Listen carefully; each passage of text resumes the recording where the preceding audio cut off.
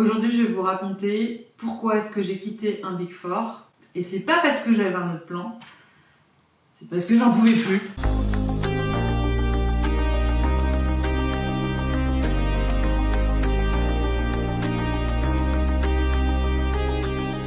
Alors sans transition pour démarrer cette vidéo, je vais quand même mettre quelques disclaimers. Le premier disclaimer, c'est de dire que on sait très bien, lorsqu'on signe pour rentrer dans un Big Four, qu'on va nous attendre sur une charge de travail, sur une qualité de livrable, sur une capacité à savoir faire plein de choses différentes et pas forcément uniquement ce qu'on a sur notre CV. Et donc, l'objectif de cette vidéo, c'est pas de dénigrer les Big Four. Ma vidéo, elle a deux objectifs. Le premier, c'est quand même pour ceux qui souhaiteraient passer des entretiens et intégrer un Big Four, juste savoir quand même et y aller en conscience. Et la deuxième, c'est pour tous ceux qui sont pas bien dans un contexte professionnel, que ce soit un Big Four ou un autre, d'être en capacité de se dire je repère des signes qui me font dire que je suis pas au bon endroit et je me casse. Voilà. Donc je vais revenir un petit peu sur l'historique, comment est-ce que j'ai intégré ce Big Four. Tout simplement parce que moi j'ai toujours fait du conseil, j'ai un parcours qui est école de commerce en alternance, donc pas les meilleures écoles de commerce. Et donc j'ai commencé ma carrière dans le conseil, j'ai bien aimé, je trouvais que c'était intéressant de faire des missions différentes, ça m'a beaucoup plu, mais seulement au bout de 5 ans dans un cabinet, somme toute un très bon cabinet, à taille humaine, je trouvais que je m'ennuyais un petit peu et que j'avais besoin de me prouver des choses. Et donc, j'ai commencé à en discuter un peu autour de moi. J'ai un copain qui est dans un Big Four et qui m'a dit « Tu devrais regarder s'il n'y a pas des offres dans ton domaine », ce que j'ai fait. Et donc, je crois que même avant même de postuler, j'ai été voir sur Internet l'organigramme, un truc comme ça. Je suis tombée sur le nom des partenaires. J'ai suivi un partenaire sur LinkedIn. Je voulais juste voir ce qu'il marquait dans des posts, comment il interagissait. En gros, savoir comment la BU était formée, quels étaient les sujets d'actualité, pour voir si ça pourrait me plaire ou non. Et donc d'ailleurs, trop drôle, je me rappelle que moi je suis le gars, je dis rien, je veux juste regarder, observer. Et dans la journée, le gars, donc le partenaire, m'envoie un message « Bonjour Camille, que puis-je faire pour vous ?» Et c'est comme ça que ça a commencé, donc on a échangé, j'ai expliqué que j'étais à l'écoute du marché, il m'a dit « Viens passer des entretiens », j'ai passé les entretiens, j'ai été prise.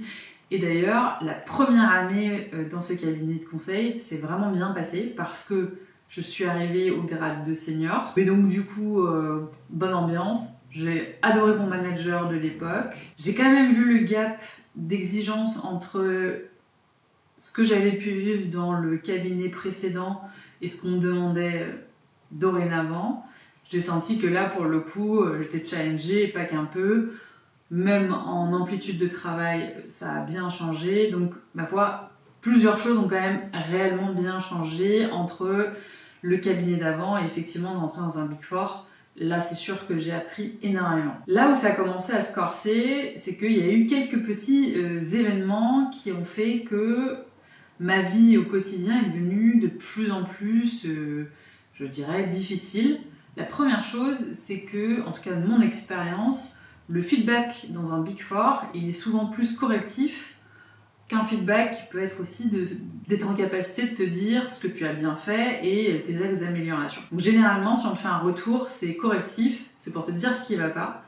Et ce avec quoi j'ai eu du mal, c'est surtout de ne jamais entendre ce que je faisais de bien.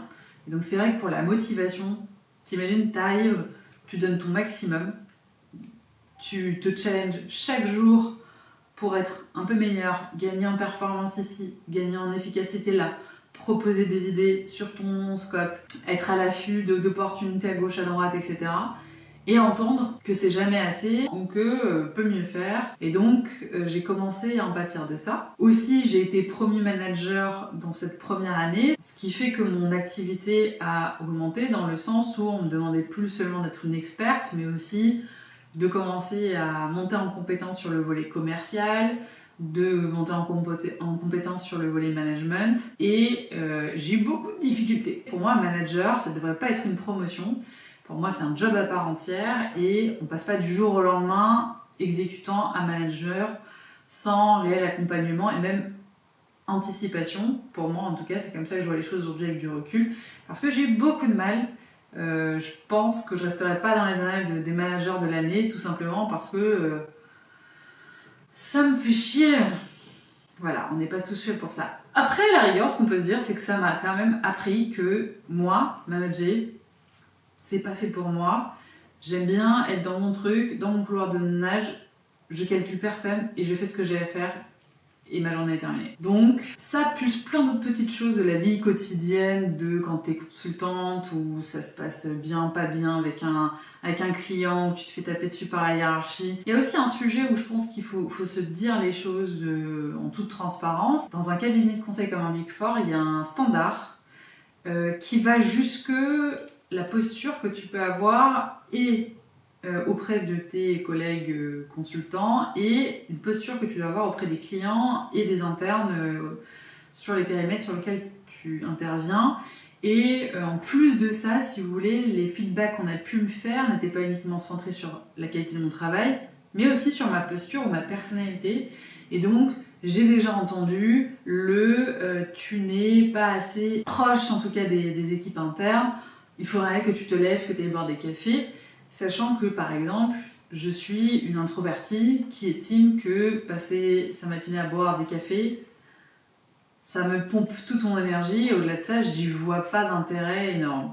Mais bon, tout ça pour vous dire qu'il y a aussi une sorte de posture. Il y a un moule, il faut rentrer dedans, sinon c'est vrai que tu peux être potentiellement attaqué sur ce genre de volet. Mais je pense que je m'égare. Mais si vous voulez quand même, c'est juste pour comprendre le contexte et se dire, dans un cabinet comme un Big Four, bien faire ta mission, c'est même pas un sujet, c'est une évidence. Remplir les objectifs fixés par tes clients, c'est même pas un objectif, c'est non négociable, ça doit être atteint. Là où ils vont venir regarder, c'est sur ta capacité à accompagner ton client au-delà du périmètre sur lequel tu interviens et de manière assez proactive, c'est-à-dire de ne pas être dans l'attente que ton client te demande de faire des choses, mais d'aller proposer des pistes d'amélioration sur des process sur lesquels tu peux travailler de près ou de loin. Et donc, on t'attend aussi sur une capacité à savoir te présenter, à savoir intervenir, prendre la parole devant un public. Là, je parle vraiment pour mon domaine qui est globalement du conseil, et aussi sur ta capacité à être en posture d'un Big Four, c'est-à-dire plutôt neutre, donc pas trop familière et pas non plus trop froid et rigide. Tu es quand même en train de me dire, j'ai pas du tout cette intention de faire en sorte que cette vidéo soit un procès envers ce Big Four. Je rappelle mes deux objectifs. Le premier, c'est être transparente sur le mode de fonctionnement, les modes de fonctionnement existants dans ce type de cabinet pour quelqu'un qui voudrait rejoindre un Big Four. Et deuxième, et c'est le volet qu'on va traiter, c'est quels sont les signes qui en fait montrent que tu n'es pas bien dans ton travail, et que ce soit un Big Four ou que ce soit une autre entreprise finalement. Donc comme je l'ai dit, c'est vrai que en je pense un an, la situation s'est vraiment dégradée. J'ai trouvé que j'allais déjà le matin avec une espèce de boule au ventre au travail. Et ça, finalement, ça m'est déjà arrivé dans ma vie. Ça m'a jamais vraiment non plus trop traumatisée. C'est juste qu'il y a des périodes de vie où tu vas sur des missions. Quand t'es presta, tu vas sur des missions qui te plaisent pas ou avec des collègues qui te plaisent pas tant.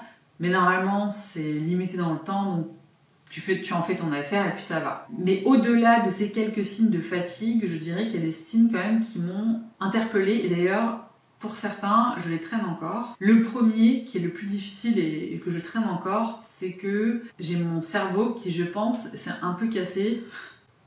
T'es toujours déjà de l'époque. Assez rapidement, j'ai eu l'impression en réunion d'avoir un sentiment de brouillard mental. C'est-à-dire, tu sais, quand t'es dans un cauchemar où tout est flou et tu vois bien que tu t'arrives plus à penser, y a rien qui est clair. T'es là mais t'es pas là et tout est brouillé. D'ailleurs, même les souvenirs que tu peux avoir, c'est souvent de certaines formes de situations, c'est un peu brouillé. Ça me faisait ça, donc j'étais en réunion et j'avais le cerveau qui était un peu embrouillé comme ça. Et le pire dans tout ça, c'est que j'avais des pertes de mémoire et des difficultés de concentration.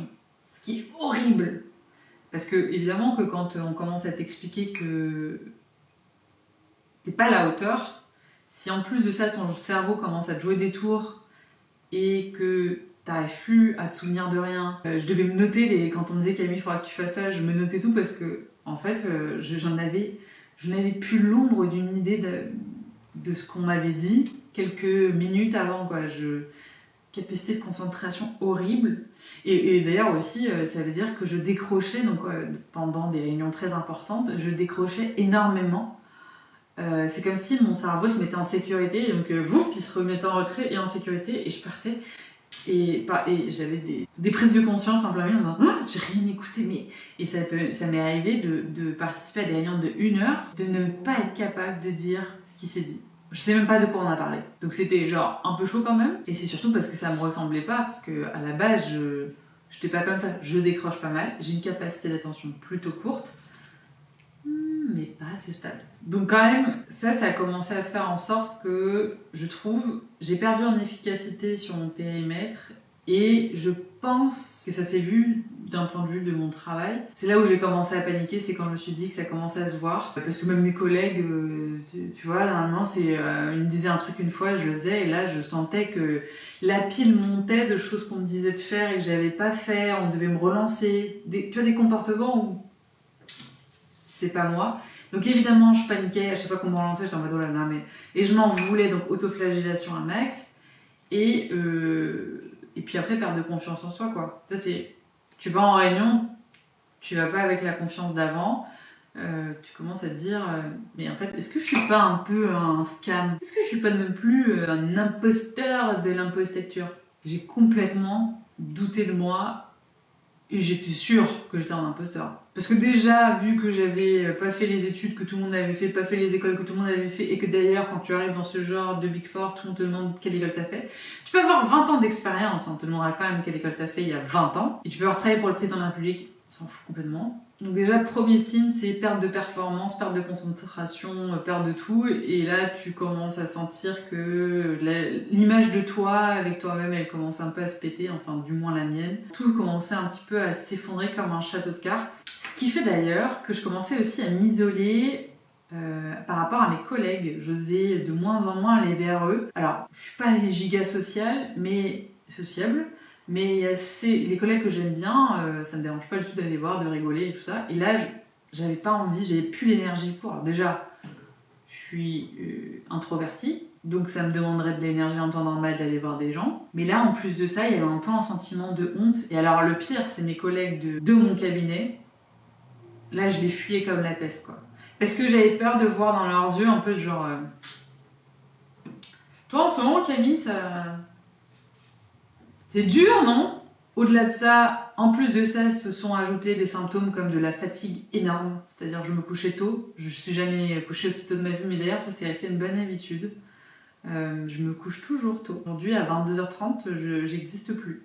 Et c'est, pour le coup, une bonne chose, je trouve. Le sommeil est important, je l'ai aussi découvert en me couchant plus tôt.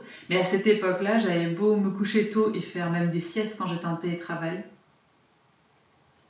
J'étais vraiment très très fatiguée. Je trouvais ça un peu inquiétant. Et donc j'ai traîné ça un petit peu, donc vous voyez un petit peu l'état d'esprit dans lequel j'étais, c'est-à-dire pas ouf. Et jusqu'au jour où, bien c'est un matin, je me prépare pour aller à mon cabinet, je suis prête, je fais un petit pipi avant de partir et prendre le métro, sauf que je suis incapable de marcher et je dois tituber vraiment jusque mon lit, tant j'ai une douleur au ventre qui est horrible, qui me tord les boyaux et qui fait que je ne peux même pas marcher. Et donc là, dans ma tête, tout s'écroule parce qu'en plus de ça, ce matin-là, j'étais attendue, il me semble, à la première heure pour une réunion avec un de mes partenaires, qui était mon partenaire en plus de rattachement managérial, sur un dossier où on m'attendait vraiment. Et je commence à me dire, ils vont penser que je suis une fragile ou que je le fais exprès. Et donc, dans ma tête, je suis dans mon lit, pliée en deux, et je me dis, ça va énerver tout le monde. Je suis en train de me tirer une balle dans le pied parce que quand je vais revenir, donc je sais pas quand, demain ou je sais pas quand, je vais me faire allumer, pas frontalement, mais de manière détournée, tout ça, en me disant, en vrai, Camille, en ce moment, ça va pas du tout, hein. Et je commence à paniquer, et au lieu d'appeler soit mon manager, soit un médecin, j'appelle ma mère, je suis en pleurs, et je pense que je craque. Donc je lui dis tout ça, je lui dis il va penser que je suis une fragile, etc. Ma pauvre mère, elle sait absolument pas quoi faire. Et dans ma tête, je me dis, mais il faut que j'aille voir un médecin. Et d'ailleurs, j'ai fait un truc que je recommanderais pas. C'est, j'ai appelé un médecin, je sais plus comment ça s'appelle cette application. Mais vous avez une application où vous pouvez prendre, en gros, vous demandez à voir un médecin, vous êtes sur une file d'attente et dès qu'il y a un médecin qui est en ligne et qui est dispo, il vous prend.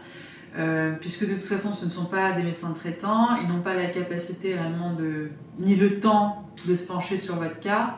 Et bon, moi finalement il m'a fait un arrêt de travail, mais il m'a rien résolu comme problème. Il m'a même demandé un peu, je vous mets 2 jours ou 3 jours. Donc pas résolu. C'est pas ce que je conseille, mais au moins j'ai eu ces 2 jours pour me dire j'ai un blême. J'ai un vrai problème, il faut qu'il se passe quelque chose. Ma chance là-dedans, c'est que je suis très vite mise en ordre de marche pour partir de cette entreprise. Ce que j'ai pas précisé, c'est que ça faisait déjà, je pense, 1 an que je postulais à gauche à droite, que j'allais passer des entretiens, mais que pour une raison obscure, vous savez, quand il y a des périodes dans la vie où peu importe ce que vous allez faire ni mettre en place, ça marche pas, et ben là je pense que j'étais typiquement dans ce cas-là. Parce que j'ai envoyé mon CV, mais je pense de toute ma carrière, je pense même quand j'ai démarré, j'ai pas tant envoyé de CV que ça répondait rien, que j'avais des retours de bots, etc. Donc j'avais essayé de partir par la grande porte, mais ça s'est pas fait. Et donc il a fallu que j'atteigne ce point de non-retour physique pour en parler à ma RH et qu'ensemble on se met d'accord. On a rompu de manière bilatérale. Donc en conclusion de cette vidéo, ce que j'aimerais bien dire, c'est j'ai dépeint dans cette vidéo quelque chose de mauvaise expérience parce que la fin a été douloureuse et que la séparation a été douloureuse et que on a l'impression comme ça que c'est terrible. Il me tient en tout cas à cœur de dire que j'ai aussi énormément appris, que sur cette route j'ai aussi rencontré des personnes formidables qui faisaient partie de mon cabinet. J'ai eu cette chance. J'ai eu cette chance aussi d'avoir des personnes de confiance tout au long de mon chemin qui m'ont aidée comme ils ont pu et que au-delà de tout ça, en 2 ans et demi, j'ai appris, je pense, beaucoup plus que ce que j'avais appris avant en 5 ans. Enfin, évidemment que c'est aller en tout cas être recruté dans un Big Four et y rester un petit peu de temps, c'est aussi la chance d'avoir, je pense, une expérience accélérée, une montée en compétences accélérée sur tous les domaines qui pourraient vous intéresser.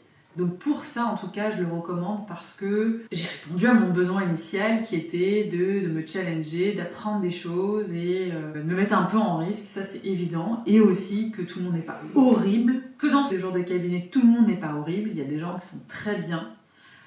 Et que toutes les expériences ne sont pas horribles aussi. Sachez que j'ai rencontré sur ma route des personnes qui avaient le même grade que moi et qui s'y sentaient très bien. Seulement, notez quand même, si vous souhaitez en tout cas intégrer un Big Four, qu'il y a un certain cadre et qu'à un moment donné, ce sera difficile de contourner l'obstacle si vous ne répondez pas à certains critères, qu'ils soient de compétences évidemment. Mais au-delà de ça, c'est d'un point de vue aussi posture, savoir-être, tout ça, les soft skills, tout rentre en compte et on vous demandera d'être irréprochable sur l'ensemble de ces aspects.